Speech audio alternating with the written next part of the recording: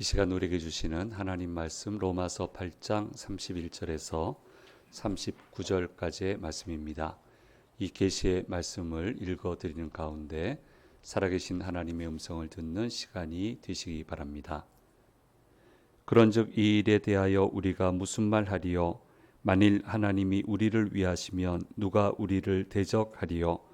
자기 아들을 아끼지 아니하시고 우리 모든 사람을 위하여 내주신 이가 어찌 그 아들과 함께 모든 것을 우리에게 주시지 아니하겠느냐? 누가 능히 하나님께서 택하신 자들을 고발하리요? 의롭다 하신 이는 하나님이시니 누가 정죄하리요? 죽으실 뿐 아니라 다시 살아나신 이는 그리스도 예수시니 그는 하나님 우편에 계신 자여 우리를 위하여 간구하시는 자시니라. 누가 우리를 그리스도의 사랑에서 끊으리요? 환난이나 공고나 박해나 기근이나 적신이나 위험이나 가리랴. 기록된 바 우리가 종일 주를 위하여 죽임을 당하게 되며 도살 당할 양같이 여김을 받았나이다 함과 같으니라. 그러나 이 모든 일에 우리를 사랑하시는 이로 말미암아 우리가 넉넉히 이기느니라. 내가 확신하노니 사망이나 생명이나 천사들이나 권세자들이나 현재일이나 장래일이나 능력이나 높음이나 깊음이나 다른 어떤 피조물이라도 우리를 우리 주 그리스도 예수 안에 있는 하나님의 사랑에서 끊을 수 없으리라. 아멘.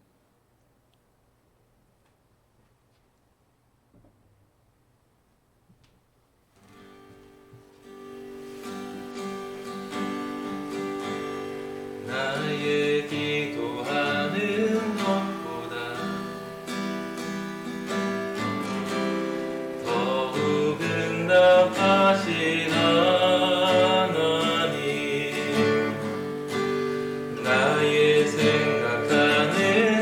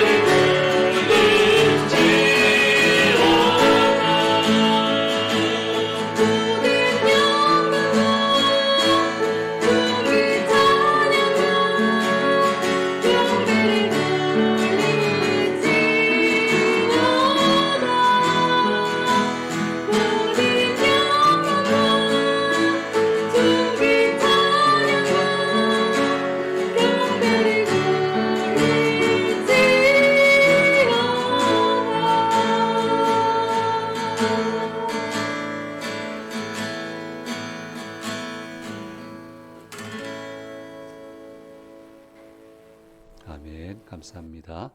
전하는 소식 말씀드리겠습니다. 부활절 찬양 축제 할렐루야 찬양 오늘 작년에 한 거 보셨습니다. 이거는 부활주일 맞이해서 우리가 본인의 능력 최대치를 끌어올려서 부활하신 주님을 찬양하는 게 목표입니다. 그러니까 뭐 성악가처럼 멋있게 하면 더 좋지만 그게 목표가 아니고 온 마음으로 기쁘게 드리는 게 우리의 목표거든요. 그래서 4월 첫 주가 부활주일이어서 작년 거 오늘 들었고요. 이제 다음 주부터는 파티 연습 잘 하셔야 되니까 국립합창단 거를 들겠습니다. 다음 주부터는 그렇게 하도록 하겠습니다. 일정 잘 보시고요. 처음 시작하면서 이제 기도가 우리 안에서 지휘자가 나오면 좋겠다. 그게 지금 이제 3년째 들어서면서 이제 지휘자가 우리가 나왔고요. 그 다음에는 현악 팀이 좀 들어오면 좋겠다. 이거 이제 다음이 될지 그 다음이 될지 모르겠습니다. 그리고 나서는 관악 팀도 들어오면 좋겠다. 그래서 기도를 그렇게 시작했는데 이루어 주시겠죠, 뭐 하나님이 잘 이루어 주시겠죠. 그렇게 주님 기뻐하는 마음으로 감사한 마음으로 부활절 찬양제 잘 준비해 주시고 부활주일 2부 예배 마친 다음에 2, 3부 통합으로 예배 드리고요. 세대별 만남의 날이 있는 거 꼭 좀 기억해 주시기 바랍니다.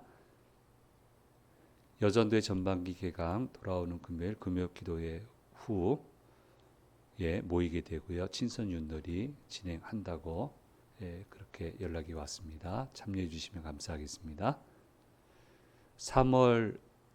2026년 첫 워킹데이는 3월 27일 금요일 중보기도회 후에 용산에 있는 전쟁기념관을 한번 가보자 이렇게 얘기가 됐습니다.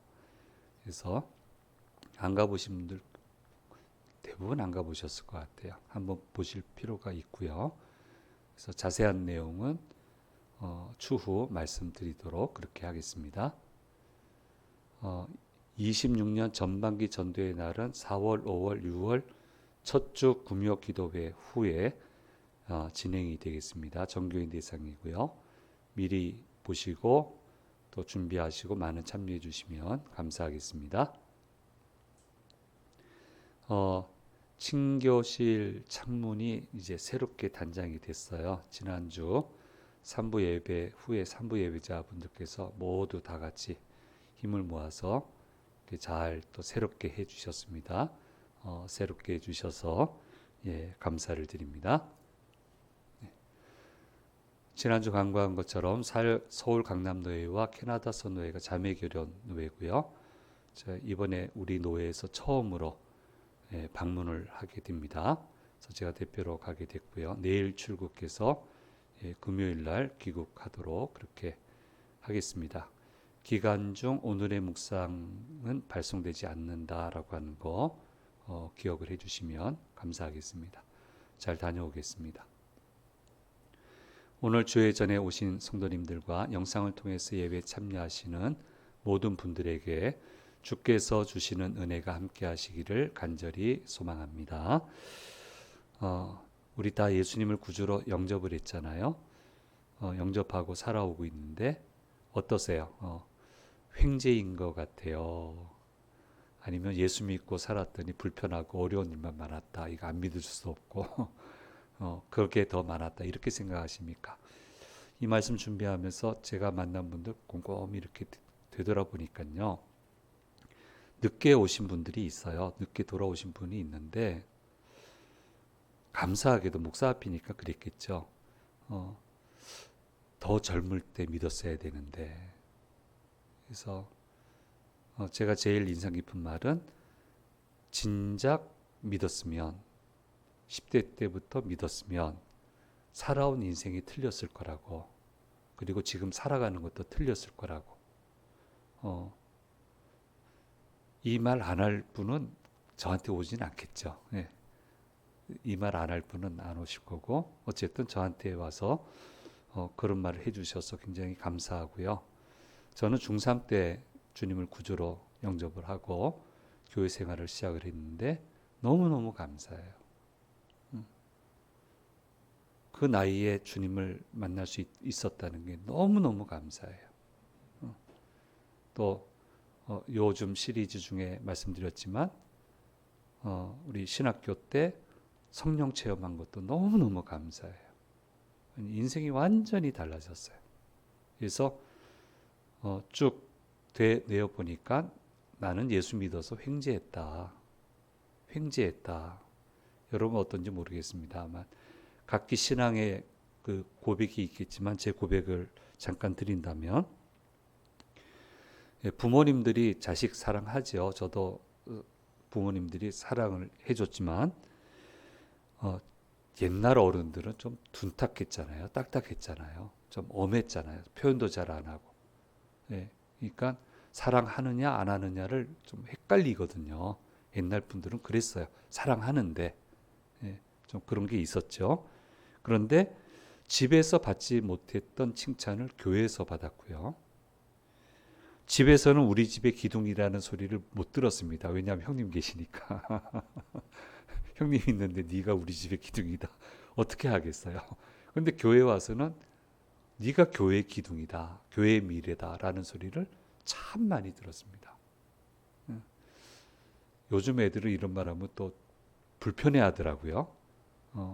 굉장히 좀 어려워하고요. 어쨌든 저는 그렇게 얘기를 들었고 자신감을 얻었고요. 초등학교 때부터 노래 잘한다는 생각은 안 해봤습니다. 왜냐하면 결정적인 사건이 있었는데 노래를 한번 시켰는데 부르면서 선생님도 시켜놓고는 당황하셨고 저도 부르면서 정말 노래 못 부른다 생각하면서 불렀거든요. 잘한다는 생각을 해본 적이 없어요. 근데 교회 왔더니 너는 음성이 좋으니까 베이스 하면 좋겠다 라고 해서 베이스를 했더니 잘하더라고요. 베이스 곧잘 하더라고요. 너는 감각이 있으니까 지휘를 해도 잘하겠다라는 말 듣고 지휘 공부를 했고요. 그래서 결국 지휘자가 돼서 성가대 지휘를 제법 오랫동안 했습니다. 교육자로서도 성가대 지휘를 했습니다. 우리 교회 연합 행사가 있었는데 글로벌 세계화 아예 문을 열기 전이죠. 그런 세계적인 우리 인물로 우리 학생들 키워야 된다고 해서 갑자기 연합 행사하는데 영어 경시 대회, 영어 암송 대회가 열렸어요. 여러 가지 경시 대회를 하는데 그래서 우리 교회에서 네가 해라 이렇게 해가지고 시편 23편 외우고 나가서 상 받았습니다. 그러니까 얼마나 많은 자신감을 얻었는지 몰라요. 그래서 저에게 있어서 교회 생활은 횡재 그 자체였습니다. 그럼 이 횡재의 근간은 무엇입니까? 나를 강력하게 지지해 주시고 위해 주시는 분이 바로 유일하시고 전능하신 하나님이시라고 하는 믿는 믿음 때문입니다. 오늘 31절 말씀에 이렇게 이야기를 하고 있습니다. 같이 읽겠습니다. 그런즉 이 일에 대하여 우리가 무슨 말 하리요? 만일 하나님이 우리를 위하시면 누가 우리를 대적하리요? 누가 대적하겠냐? 하나님이 나를 위하고 계시는데 엄청난 자신감이 생기죠. 거기다가 만난 성경 구절 하나는 더 큰 확신을 제게 줬습니다. 요한복음 10장 10절 말씀 유명한 말씀이죠. 같이 읽겠습니다. 도둑이 오는 것은 도둑질하고 죽이고 멸망시키려는 것뿐이요 내가 온 것은 양으로 생명을 얻게 하고 더 풍성히 얻게 하려는 것이라. 내가 온 것은 양으로 생명을 얻게 하고 더 풍성히 얻게 하려는 것이다. 주님의 손을 꼭 붙잡고 놓치지 않고 가면, 주께서 인도하시는 대로 가면 생명을 잃는 법이 없다. 그 다음에 풍성한 결실을 못 받는 게 없다 라고 하는 말씀을 요한복음 10장 10절 말씀에서 해 주시고 있으니까 못 갈 데가 없잖아요. 그러니까 이해가 돼서 가겠습니까? 안전해서 가겠습니까? 이 길을 가야 풍성히 얻으니까, 이 길을 놓치면 잃어버리니까, 잃어버리는 건 싫거든요. 얻어야 되거든요. 근데 말씀하셨잖아요. 내가 온 것은 양으로 생명을 얻게 하고 주님을 따라가면 생명이 내게 찾아오고 꼴을 주는데 더 풍성한 꼴을 주시기 위해 오셨다. 나는 이것 때문에 왔다. 그분을 따라가야만 이게 있으니까. 수많은 갈림길에 섰을 때 해야 되나 하지 말아야 되나 고민하고 기도할 때 이 말씀이 저를 붙들어줬어요. 이리 가야 뭐 풍성하시다는데 뭐 내가 못 갈 이유가 뭐가 있어요? 뭐 거기 찾아가는 게 조금 어려워서 그렇지. 뭐 낭떠러지 곁도 가야 되고, 사나운 짐승 득실득실 돼도 되는데도 가야 되는데 목자가 뭐 나를 위하고 계신다는데 뭐가 문제가 돼요? 그러니까 용기가 나오게 되고 침착하게 끝까지 가게 되고 안 주신 게 없단 말이에요. 그래서 믿음은 확신이에요. 절대 확신이에요. 절대 확신이에요. 내가 온 것은 생명을 주고 더 풍성한 꼴을 주시기 위함이다 라고 하는 것을 절대적으로 확신하는 것이 믿음이고 이것이 필요하다라고 하는 것을 말씀해 주시고 있습니다. 좋은 믿음이라고 하는 것은 절대 확신의 내용이 무엇인가라는 것을 분명히 알고 이 확신을 놓치지 않는 것이고 이런 절대 확신을 가지고 있는 믿음의 사람들에게 하나님이 많은 일을 하시는데 그 하시는 일을 추려서 5가지로 오늘 말씀에서 이야기해 주시고 있습니다. 첫째로 하나님이 우리를 위하시기 때문에 우리를 대적할 자가 없다라고 말씀하시고 있습니다. 우리 읽은 말씀이지만 31절 말씀에 그런즉 이 일에 대하여 우리가 무슨 말을 하리요? 만일 하나님이 우리를 위하시면 누가 우리를 대적하리요? 대적하는 사람 왜 없겠습니까? 있지요. 그럼 기도할 수밖에 없죠. 하나님 이런 상황인데 판단하셔서 제가 잘못된 길로 간다면 고쳐주시고 주님 마음이 아파다면 나를 대적함을 신원해 주십시오. 살펴주십시오. 알아서 무너져. 알아서 꼬꾸러져. 손댈 일도 없어. 침착하게 달려가며. 이게 믿는 자의 권세다.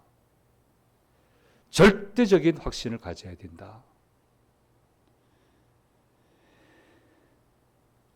우리를 대적함이 영광스럽게도 하나님을 대적함이 되기 때문에 하나님이 그 사람들을 대적하셔서 반드시 무너지게 하시고 주님의 자녀들을 반드시 이기게 하신다고 말씀해 주시고 있고요. 예.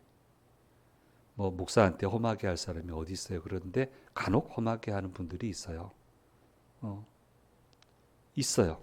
다 있는 자리에서 망신 주는 그런 분들이 있는데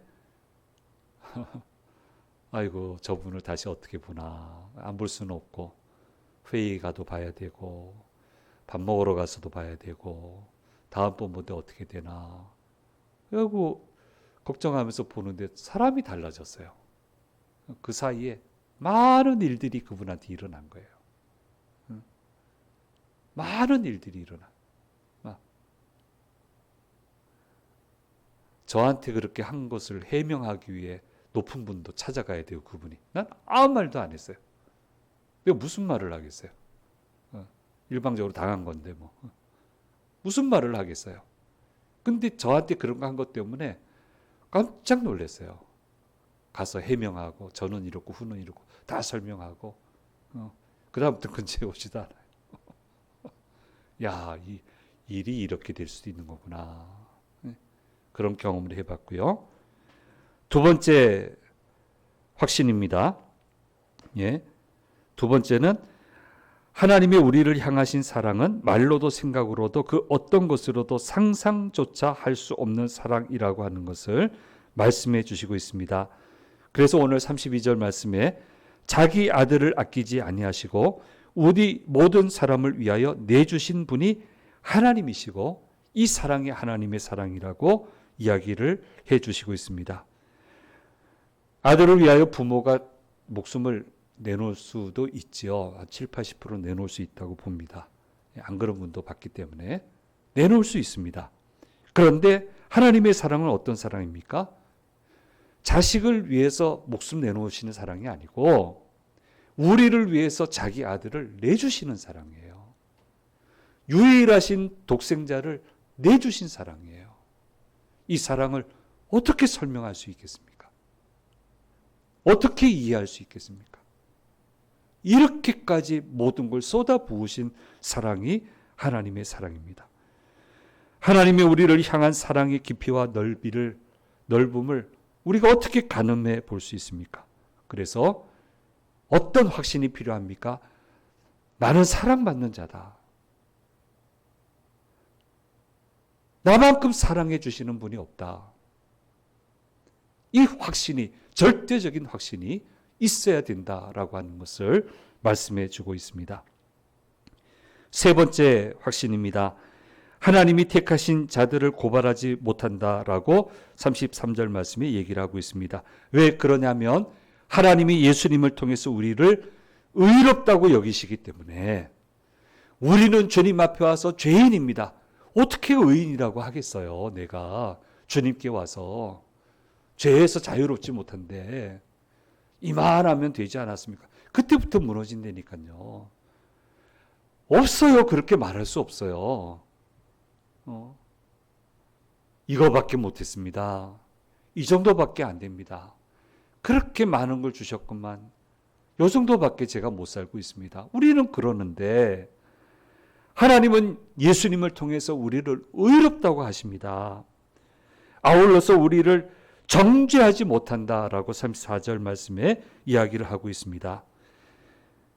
악한 마귀는 우리를 완전히 죄로 어려움으로 몰아넣어서 빠져나오지 못하게 하려고 하지만 그렇게 하도록 허락하지 않으시는 사랑이 하나님의 사랑이고 우리는 그런 권세를 가진 자다라고 하는 것을 말씀해 주시고 있고, 그래서 네 번째로 얘기합니다.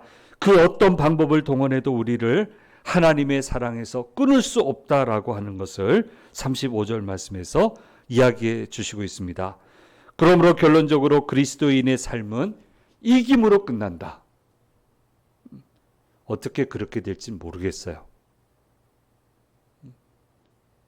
근데 저는 그렇게 확신해요. 하나님 부르실 때가 되면 부족한 것도 많았고 제가 연약한 것도 많았고 실수한 것도 많았지만 하나님 저를 이기게 해 주셨습니다. 저는 고백해야죠. 고백해야죠. 이게 우리 고백이죠. 과대평가해도 안 되고요. 과소평가해도 안 돼요. 어떤 게 과대평가입니까? 하나님 없이도 할 수 있다고.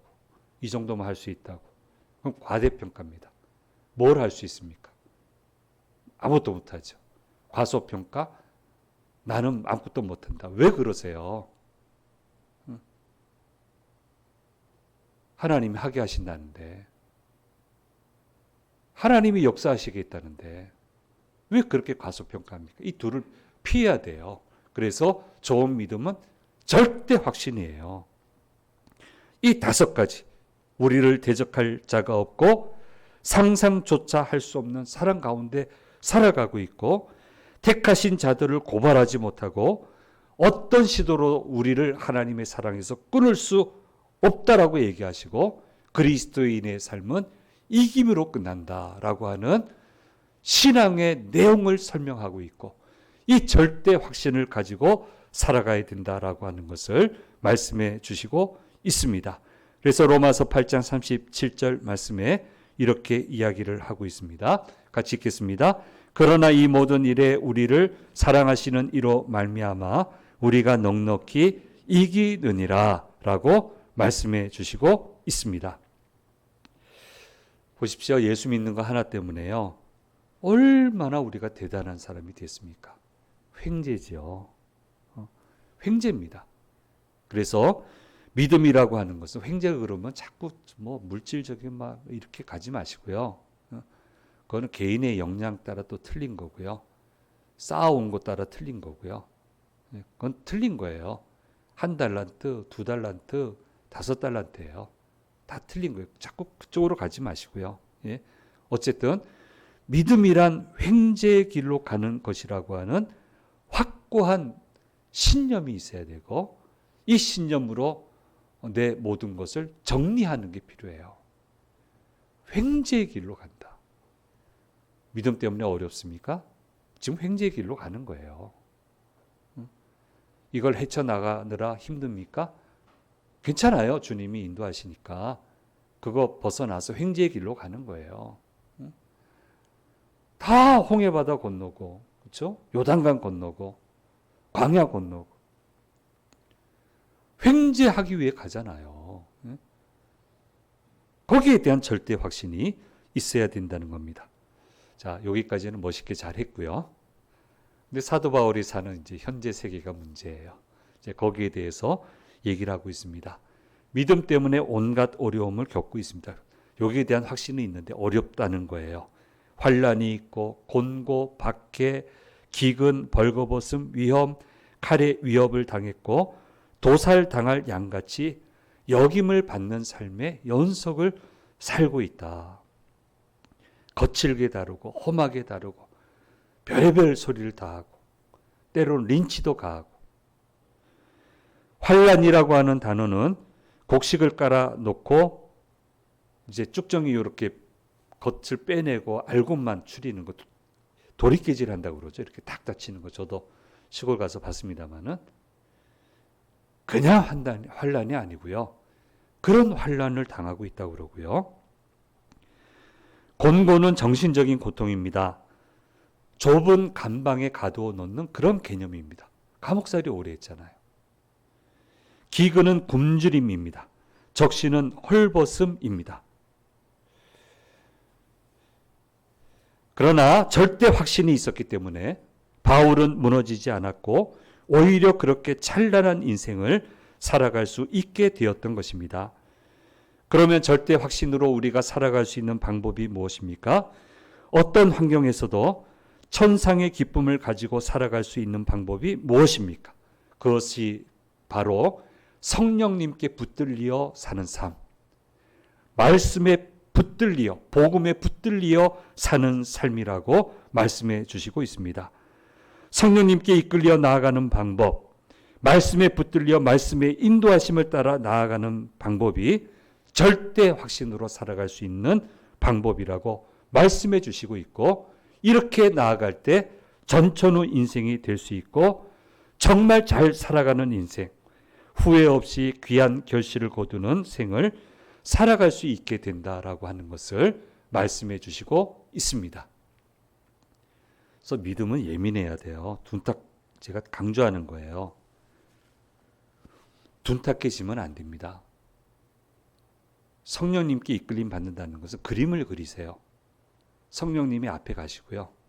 자, 목표는 서로 얘기를 해요. 자, 여기까지 가는 게 목표예요. 근데 내가 생각하는 가는 길이 있고요. 주님께서 생각하는 가는 길이 있어요. 여기까지 갈 수 있게 하는 방법. 누가 더 잘합니까? 주님이 더 잘하세요. 근데 주님이 감사하게도 알아서 찾아가라 하지 않아요. 따라와라 하신단 말이에요.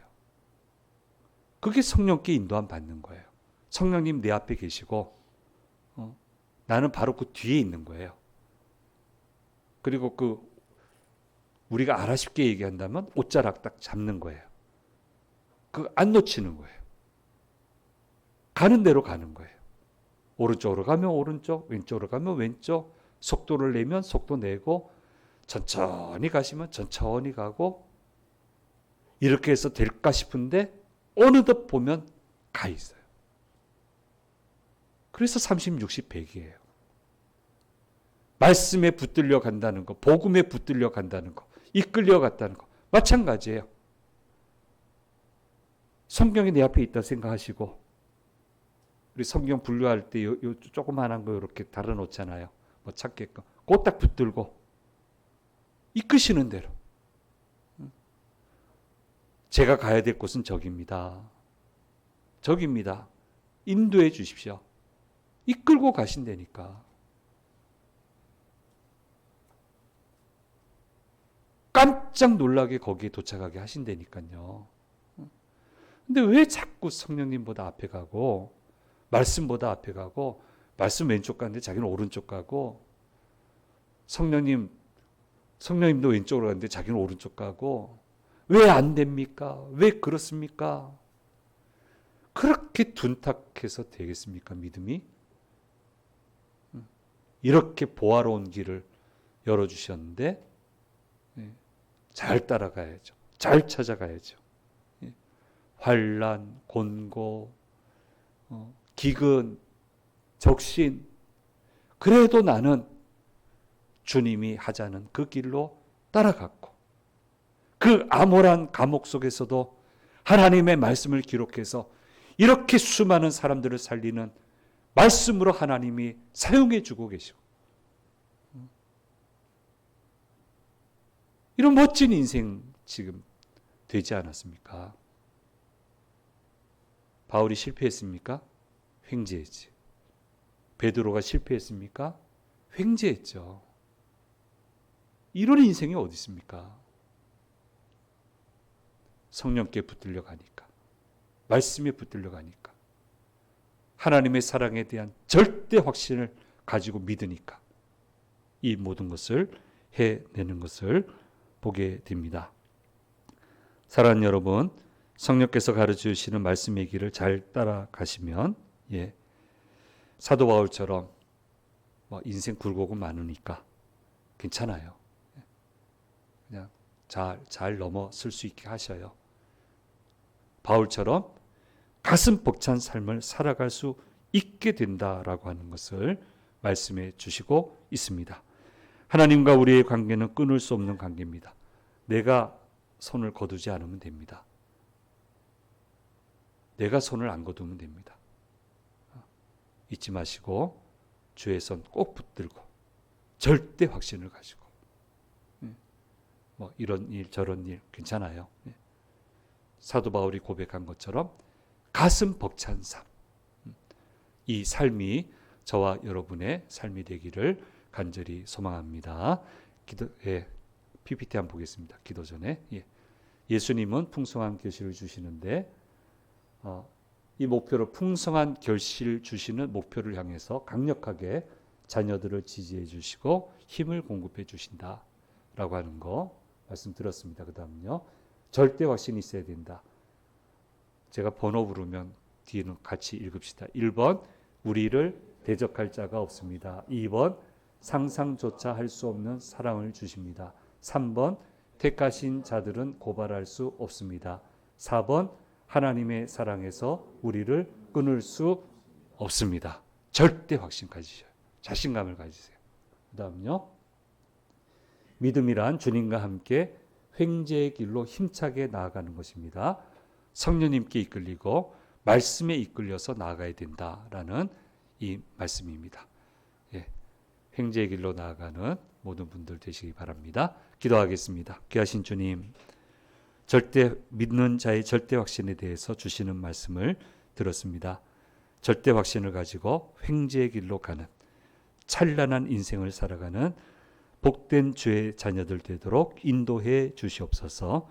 감사드리고 우리 주 예수 그리스도의 이름으로 기도드립니다. 아멘.